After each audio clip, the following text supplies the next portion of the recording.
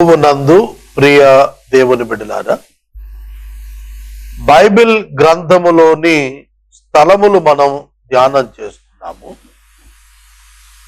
ఆదికాండము నుండి ఏదేను గూర్చి, బేతేలు గూర్చి, షెకెమును గూర్చి, హెబ్రోనును గూర్చి ఇప్పటికే ధ్యానం చేశాము. ఆదికాండంలో మనందరికీ బహుగా చిరపరిచితం సొదొమ గొమొర్రా పట్టణాలు. హైదరాబాద్, సికింద్రాబాద్ జంట పట్టణాలు ఇవాళ మనం చూస్తున్నాం. కానీ అప్పుడే 2000 BC అబ్రహాము, లోతు BC 2000 కదా, అప్పటికే ట్విన్ సిటీస్ సొదొమ గొమొర్రా పట్టణాలు ఉన్నాయి. ఆ పట్టణాలు, దాని అందరి జనులు బహుపాపులు.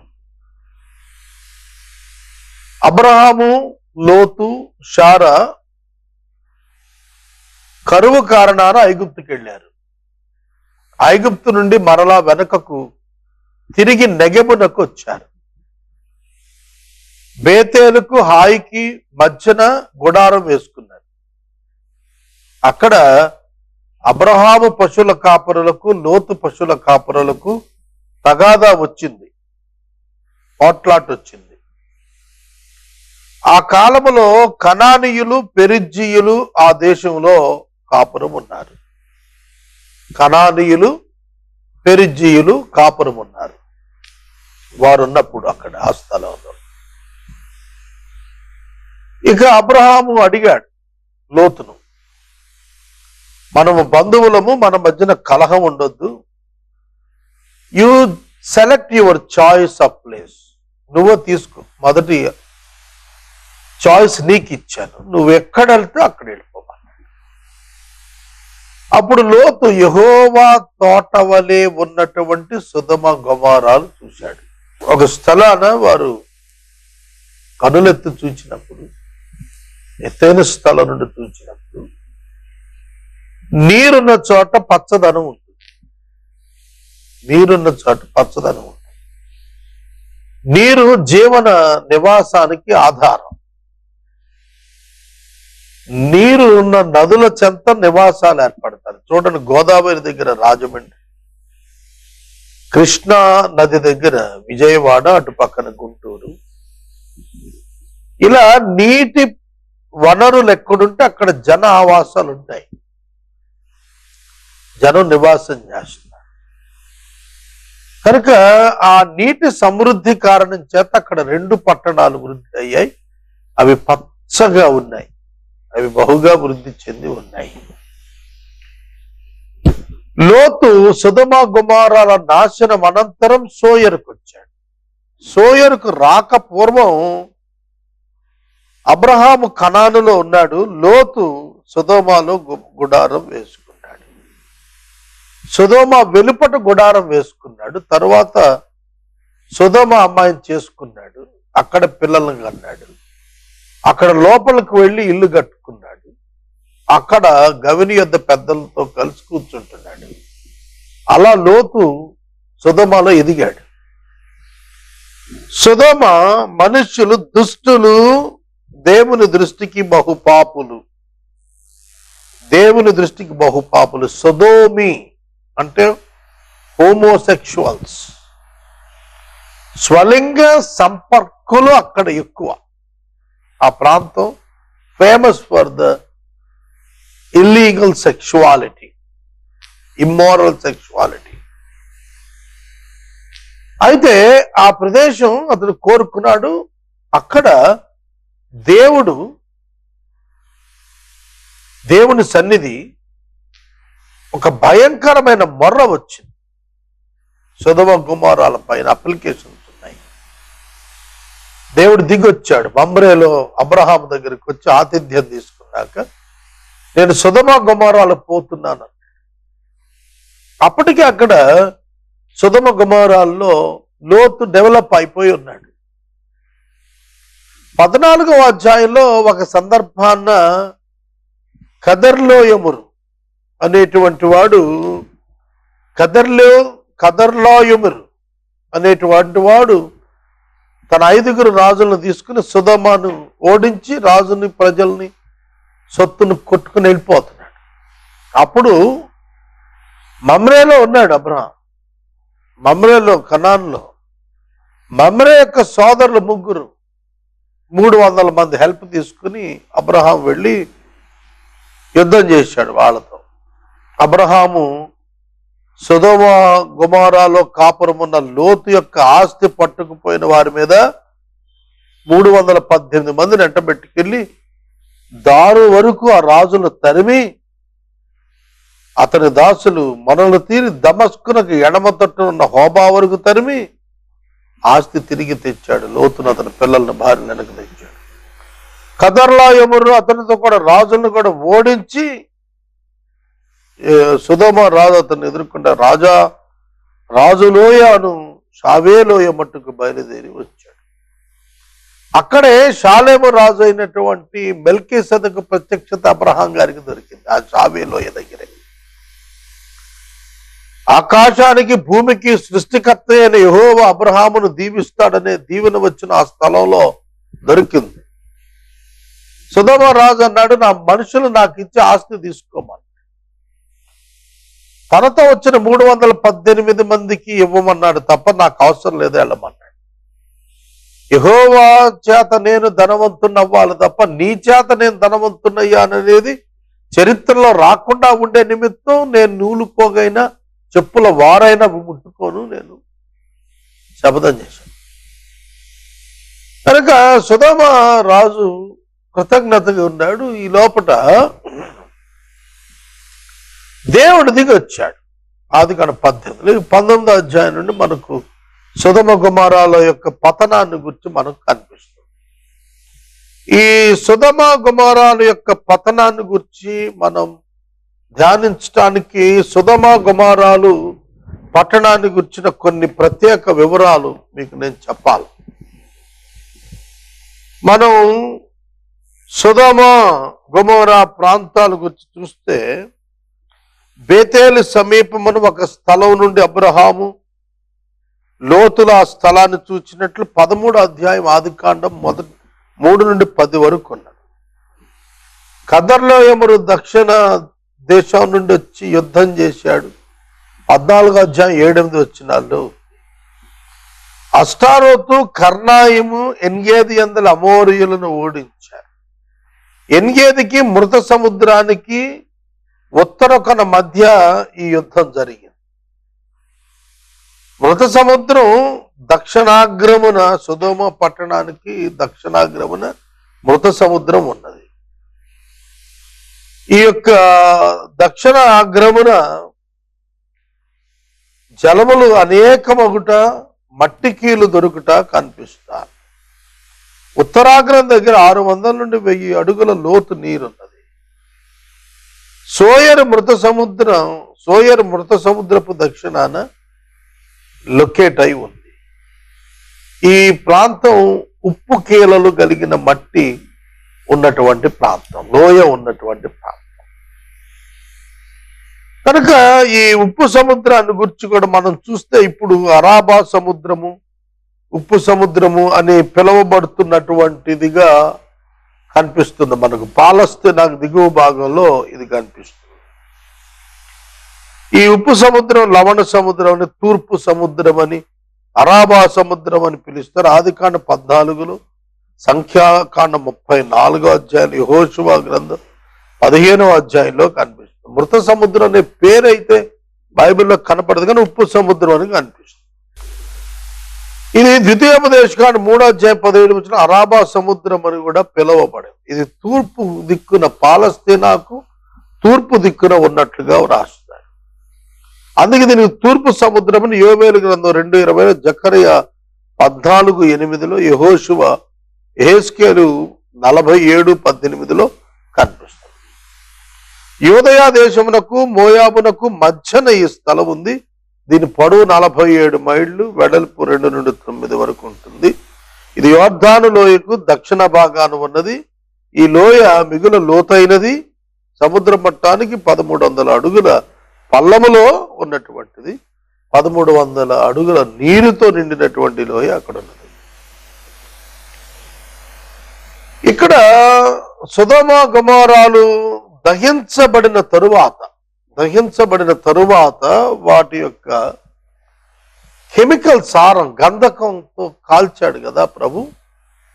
ఆ గంధకం యొక్క సారం దిగటం ద్వారానే అక్కడ ఆ పరిస్థితులు ఏర్పడ్డాయి. ఉప్పు సముద్రం ఏర్పడింది. ఇప్పటికి విచిత్రమైన, అందులో ఎవరు మునగరు.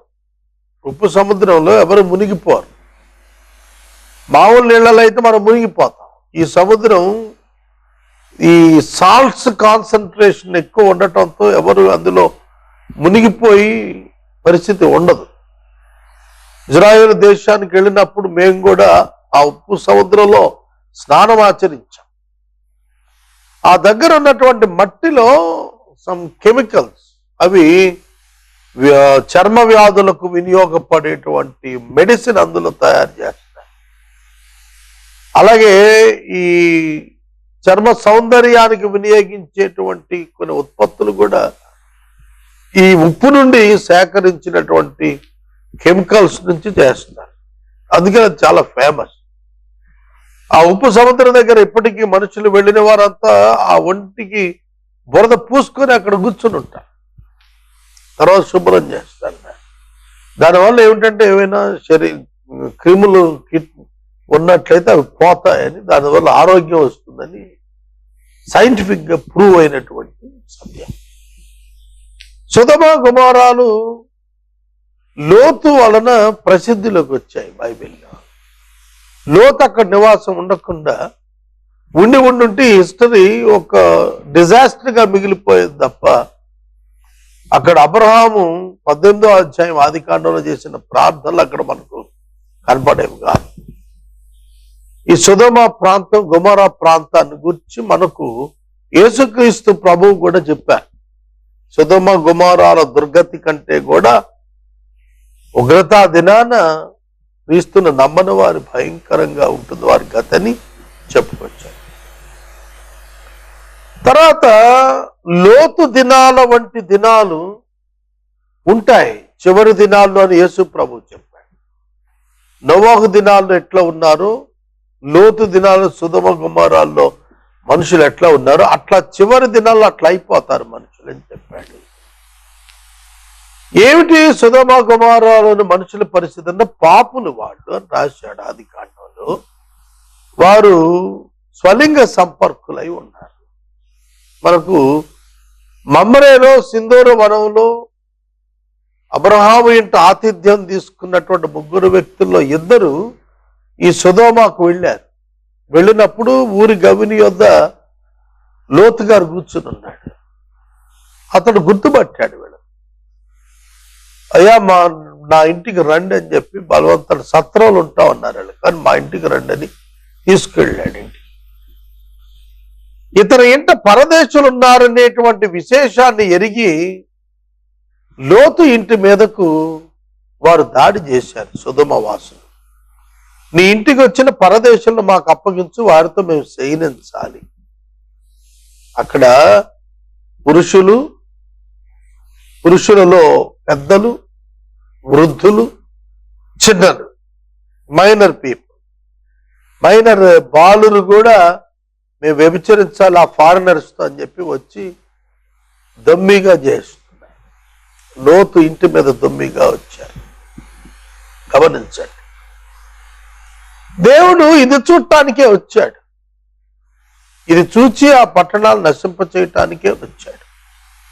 అయితే ఆదికాండ 18వ అధ్యాయంలో సొదొమ గొమొరా పట్టణాలలో 50 మంది నీతిమంతులు ఉంటే ఆ పట్టణాన్ని కాయవా నువ్వు అని చెప్పి అబ్రహాం గారి ప్రార్థనలు మొరపెట్టాడు లోతు గారి కోసం. లోతుని డైరెక్ట్ గా అడగకుండా ఆఖరికి 10 మంది అయినా ఉంటే అని 6వసారి అన్నాడు. 10 మంది ఉంటే ఆ పట్టణాన్ని విడిచిపెట్టవా న్యాయంగా? 10 మంది ఉన్నా వదిలిపెడతానయ్యా అబ్రహామా అని చెప్పాడు. మీరు ఒకసారి లోతు కుటుంబ సభ్యుల సంఖ్య కనుక వాక్యంలో చూస్తే లోతు కుటుంబ సభ్యుల సంఖ్య మనకు కనిపిస్తుంది, విచిత్రంగా కనిపిస్తుంది. లోతు కుటుంబం ఎంతమంది అనగానే అతడు అతని భార్య 2 కుమార్తెలు అని చెప్పేస్తాం. కానీ అక్కడ లోతు భార్య, కుమారులు, అల్లుళ్ళు. అంటే కుమారులు 2, అల్లుళ్ళు అన్నప్పుడు మనకు 2 రకాలుగా రాశాడు. అల్లుళ్ళు అనేటువంటి పదం 2 రకాలుగా రాశాడు. ఒకటి ఎంగేజ్మెంట్ అయినటువంటి వాళ్ళు 2, ఎంగేజ్మెంట్ అయిన కూతుర్లు 2, అలాగే వివాహమైన కుమార్తెలు 2, వాళ్ళ యొక్క అల్లుళ్ళు 2, లోతు యొక్క భార్య, మొత్తం 10 మంది ఉన్నారు. కనుక ఆ 10 మంది కూడా నీతిమంతులు అయ్యుండుంటే ఆ పట్టణాన్ని వదిలేస్తా అన్నాడు. కానీ వాళ్ళు కూడా నీతిమంతులు కాదు కదా. వెలుపటికి వచ్చేటప్పటికి లోతొక్కడు, 2 కూతురు బయటకు వచ్చారు. కూతురు కూడా సమాజంలో తలదించుకునేటువంటి పని వాళ్ళు చేశారు. ఆ రోజున తండ్రి చేత సంతానాన్ని కలిగించుకున్నాడు, అది అతనికి తెలియదు. కాబట్టి సొదొమ గొమొర్ర ఆ కల్చర్ పాపం చేయడానికి భయపడరాడు. అది ఆధిక్యతగా భావించేటువంటి దుష్టమైనటువంటి స్వభావం. ఆ స్వభావం కలిగినటువంటి వారిని దేవుడు ఖండించి గద్దించడానికి దిగొచ్చాడని వాక్యం చెబుతాడు. ఈ లోతు కుటుంబాన్ని గురించి మనకు 19వ అధ్యాయం ఆదికాండం 12వ వచనంలో ఆ మనుషులు అబ్రహాము ఇంటి నుండి వచ్చిన వారు లోతుతో, ఇక్కడ నీకు ఎవరున్నారు అన్నప్పుడు నీ అల్లుని, నీ కుమారులను, నీ కుమార్తెలను, ఈ ఊరిలో నీకు కలిగిన వారందరినీ వెలుపలకు తీసుకురమ్మన్నాడు. లోతు భార్య, లోతు యొక్క అల్లుడు అన్నప్పుడు కుమార్తె ఉంటుంది, వివాహమైన కుమార్తె, 2 కుమారులు, అక్కడికి 6 అవుతారు. జాగ్రత్తగా చూడండి. లోతు భార్య, నీ అల్లుడిని అన్నంటే కూతురు ఉంది, మ్యారీడ్ డాటర్, అక్కడికి 2 4. నీ కుమారులు అంటే 1 + 1 2 6. 2 కుమార్తెలు, 2 ప్రదానం చేయబడిన అల్లుడు 4 అంటే 10.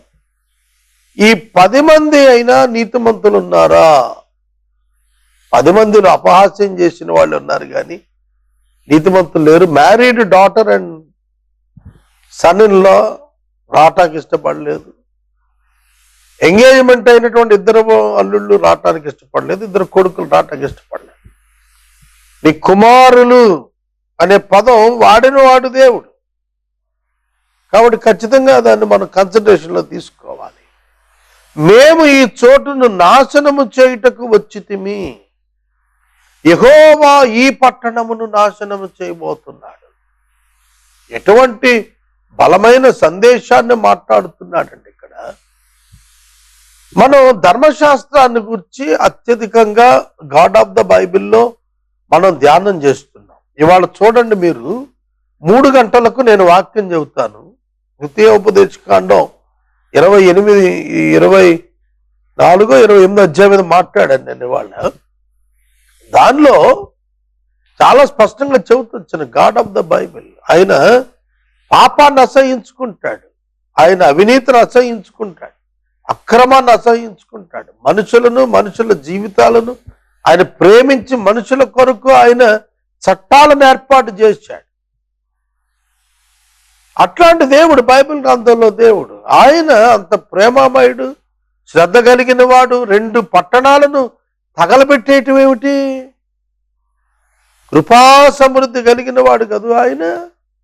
మరి 2 పట్టణాలను తగలబెట్టడం అంటే ఏమిటి చెప్పండి?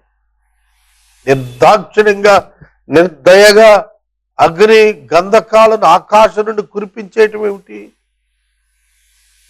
ఈ సన్నివేశంలోనే నేను ఎప్పుడు చెబుతాను, బైబిల్ గ్రంథంలో యెహోవాలు ఎంతమంది అని అడుగుతాను ఎప్పుడు నేను. యెహోవా ఒక్కడే కదా. కానీ ఇక్కడ 19వ అధ్యాయంలో మనం చూస్తున్నప్పుడు 2గా కనిపిస్తాడు. అంటే 24వ వచనం అంటాడు, యెహోవా సొదొమ మీదను గొమొర్రా మీదను యెహోవా యొద్ద నుండి అగ్నిగంధకములను ఆకాశము నుండి కురిపించాడు. యెహోవా యొద్ద నుండి. కనుక అబ్రహామునకు ప్రత్యక్షమైన 3 యెహోవా అయితే అబ్రహాముతో ఒక్కడుగా మిగిలి మాట్లాడిన వాడును యెహోవాయే, లోతు ఇంటికి వెళ్ళిన ఇద్దరు వ్యక్తులు యెహోవాయే, లోతు ఇంటికి వెళ్ళిన ఆ ఇద్దరు వ్యక్తులైన యెహోవా, అబ్రహాము ఇంటి నుండి పరలోకానికి వెళ్ళిన ఆ యెహోవా యొద్ద నుండి అగ్నిగంధకాలు కురిపించారు. వాళ్ళు ముగ్గురు ఒక్కటే. అదే త్రిత్వం. కాబట్టి సొదొమ గొమొర్రా పట్టణాలు సంపూర్ణంగా అగ్నిగంధకాలతో సమూల నాశనం అయిపోయాయి. వెనుతిరిగి చూచినటువంటి లోతు యొక్క భార్య ఉప్పు స్తంభం అయిపోయింది. ఆ సంభవానికి లోతు గజగజలాడాడు, చాలా భయపడ్డాడు. సోయరికి వెళ్ళమంటే, పర్వతానికి వెళ్ళమంటే సోయరికి వెళ్ళిపోతానని సోయరికి వెళ్ళాడు. చిత్రం. ఆ పట్టణం పేరు చిన్నది అని అర్థం వచ్చేటట్లుగా వెళ్ళాడు. కానీ భయపడ్డాడు, బాధపడ్డాడు. ఎటువంటి భయానక దృశ్యమో! అబ్రహాం ఆ ప్రాంతాన్ని చూస్తే అదంతా కూడా పొగ, అగ్ని ఆవరించినట్లుగా ఆ స్థలాలన్నీ కూడా దహించిపోతూ కనపడ్డాయి. ఒకసారి ఆలోచన చేయండి. It's not a fire accident created by human being because of their default thing. వారు తప్పును బట్టి అగ్ని ప్రమాదం సంభవించడం కాదు అక్కడ జరిగింది. ఆకాశం నుండి అగ్ని గంధకాలు వచ్చాయి. అగ్ని గంధకం రెండు కూడాను తగలబెట్టబడినప్పుడు ఏం జరుగుతుంది? 2000 డిగ్రీల ఫారెన్ హీట్ ఉత్పత్తి అవుతుంది అక్కడ. 2000 డిగ్రీస్. మనం 113, 114 వస్తే మనం ఉండలేం ఇవాళ భూమి మీద. 2000 డిగ్రీస్ వస్తుంది అక్కడ. 2000 డిగ్రీస్లో ఈ క్రిములన్నీ కూడా ఈ వ్యభిచారకును ఎక్స్పాండ్ చేసి ఎయిడ్స్ సంబంధిత క్రిములు నాశనం అవుతాయి. కనుక not to spread the AIDS in those days God has taken a great step to destruct or to burn the Sodom and Gomorrah. Sodom గొమొర్రాలను దేవుడు అగ్ని గంధకాలతో కాల్చి ఆ అంటువ్యాధి ప్రబలకుండా చేశాడని మనం గుర్తెరగచ్చు. God loves the whole humanity. ఇవాళ చూడండి, ఎక్కడో ఒక్క ఎయిడ్స్ వ్యాధి వచ్చినవాడు వెంటనే ఇతరులకు పాకించేస్తున్నాడు. కనుక వ్యాధి సంక్రమించి మరణించకుండా ప్రజలు దేవుడు ఆ వైరస్ ని కంట్రోల్ చేయటానికి చేశాడు. సొదొమ గొమొర్రాలు తగలబెట్టాడు. ఇప్పుడు అదే స్థలం మనకు ఉప్పు సముద్రంగా, ఆ లోయ, అక్కడ నీటితో నిండినటువంటి ప్లేసెస్ అన్నీ కూడాను మనకు, ఆ సరౌండింగ్ అంతా కూడాను మనకు పాలస్తీనా నుండి కనిపిస్తాయి. నియర్ బై ప్లేసెస్లో ఉన్నాయి. అవి అక్కడ లొకేట్ అయినటువంటి ఆ వాటర్లో అగ్నిగంధకాల యొక్క సారం దిగిందనేది చూస్తారు. వర్షాల కారణంగా అది అక్కడ మడుగుగా ఏర్పడిందని, దాని వలననే దానిలో మునగకుండా ఉండేటి తేలజేసే గుణం ఉందని చెబుతారు. ప్రియమైన దేవుని బిడ్డలారా, సొదొమ గొమొర్రాలు వ్యభిచార ప్రతీకలు, అభివృద్ధికి కూడా ప్రతీకలే. పచ్చని తోట, పచ్చని యెహోవా తోటలాగా ఉన్నాయి. Financially developed but spiritually bankruptcy. ఆత్మీయంగా దిగజారిపోయిన స్థితిలో ఉంది. ఆర్థికంగా చాలా బాగున్నారు, సొసైటీ మాత్రం కరప్ట్ అయిపోయింది. స్పిరిచువల్ కరప్షన్, ఆత్మ సంబంధమైనటువంటి అవినీతి చేత దేహంను జారత్వానికి, వ్యభిచారానికి అప్పచెప్పుకుంటూ, స్వలింగ సంపర్కానికి అప్పచెప్పుకొని అవ్యాచమైంది చేస్తూ దేవుని ఉగ్రతకు పాత్రులై జీవించారు వాళ్ళు అక్కడ. కనుక సొదొమ గొమొర్రాల యొక్క గతి క్రీస్తుని ఎరగని వారి కంటే బాగుంటుంది అన్నాడు ప్రభు. సొదొమ గొమొర్రాల్లో కొన్ని క్షణాల్లో చచ్చిపోయారు కదా వాళ్ళు, ఆ తర్వాత వాళ్ళకి బాధ లేదు. కానీ ఇది అట్లా కాదు, అగ్నిగుండం. అగ్నిగుండం కదా. మనం ఆలోచన చేయాలి. మానవుడు పాపం చేసి దేవుడిచ్చిన మహిమను పోగొట్టుకున్నాడు. మరలా తిరిగి క్రీస్తు ద్వారా అధిక మహిమను ఇవ్వటాన్ని దేవుడు నిర్ణయం చేశాడు. అందుకే ఆయన ఎందుకు విశ్వాసం ఉంచిన వాడు మహిమపరచబడతాడు. దేవుడు ఎవరిని ఏర్పరచుకున్నాడో వాళ్ళు పిలిచాడు, ఎవరిని పిలిచాడో వాళ్ళు నీతిమంతులు చేశాడు, ఎవరిని నీతిమంతులు చేశాడో వాడిని మహిమపరిచాడని రాష్ట్ర. కనుక సొదొమ గొమొర్రా పట్టణాల్లో జరిగినటువంటి భీకరమైనటువంటి వ్యభిచారం కారణంగా దేవుడు ఆ పట్టణాలు రెండింటిని డిమాలిష్ చేసేసాడు. కనుక దేవుని గురించి మనం తెలుసుకోవాలి. దేశాల చరిత్ర తెలుసుకున్నప్పుడు దేవుడు తన ప్రజల నుండి ఏం కోరుతున్నాడో మనకు అర్థం.